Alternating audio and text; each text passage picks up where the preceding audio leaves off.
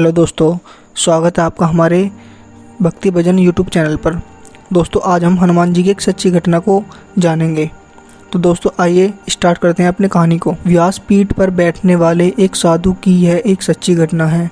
व्यासपीठ के ऊपर बैठकर साधु महाराज रामायण कथा सुनते थे।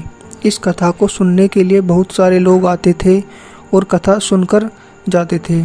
कथा को आरंभ करने से पहले साधु महाराज का एक नियम था कि वे कहते, आइए हनुमान जी विराजिए, और उसके बाद ही कथा शुरू करते थे। वही एक व्यक्ति कथा सुनने के लिए आता था जो खुद को वैज्ञानिक समझता था। जब कई बार साधु से यह बात सुनी तो उसे लगा कि यदि साधु ऐसा कहते हैं तो क्या सचमुच हनुमान जी आते होंगे। कुछ दिन तक वैज्ञानिक के मन में चलता रहा कि यह बात पूछे या ना पूछे, लेकिन एक दिन उन्होंने साधु से पूछा कि महाराज, आप हनुमान जी को रोज़ बुलाते हैं और गद्दी के ऊपर बैठने के लिए आग्रह करते हैं, तो क्या ये सचमुच आते हैं?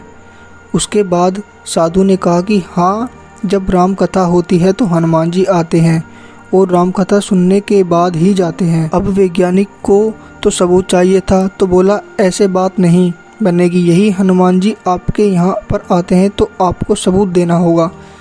हम कैसे मान लें कि हनुमान जी यहाँ पर आते हैं? उसके बाद साधु ने कहा कि आस्था और विश्वास को सबूत के साथ नहीं तोला जा सकता।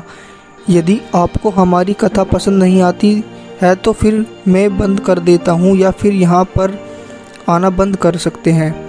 लेकिन वह वैज्ञानिक इस बात को कहाँ पर मानने वाला था। उसने कहा कि आप ही तो कहते हैं कि हनुमान जी यहाँ पर कथा सुनने के लिए आते हैं। यही ऐसा सच में है तो आपको साबित करके दिखाना चाहिए।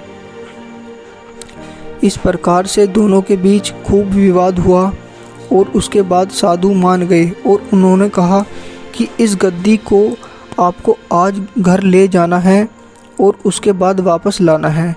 गद्दी को मैं यहाँ पर रखूँगा और हनुमान जी को मैं यहाँ पर बुलाऊंगा। उसके बाद यदि तुम इस गद्दी को उठा पाए तो इसका मतलब यह होगा कि हनुमान जी नहीं आए, और यदि नहीं उठा पाए तो इसका अर्थ होगा कि हनुमान जी आए हैं। इस शर्त को मानने के लिए वह तैयार हो गया। उसके बाद दोनों ने अपनी अपनी शर्त रखी। वैज्ञानिक ने कहा कि यदि मैं गद्दी को नहीं उठा सका तो वैज्ञानिक पद को छोड़कर आपसे दीक्षा ले लूँगा, और संत ने कहा कि यदि हनुमान जी नहीं आए तो मैं आपके यहाँ पर चपरासी करने लग जाऊँगा। यह तरह की परीक्षा का नाम पूरे शहर में अंदर हो गया और जो लोग कथा सुनने के लिए नहीं आते वे भी आज देखने के लिए आए थे। भक्ति, प्रेम और विश्वास की परीक्षा होने वाली थी। उसके बाद गद्दी वहाँ पर रखी गई और साधु बोले, आइए महाराज पधारिए। उसके बाद साधु मन ही मन बोले, महाराज आज आस्था का प्रश्न है, आप रक्षा करें।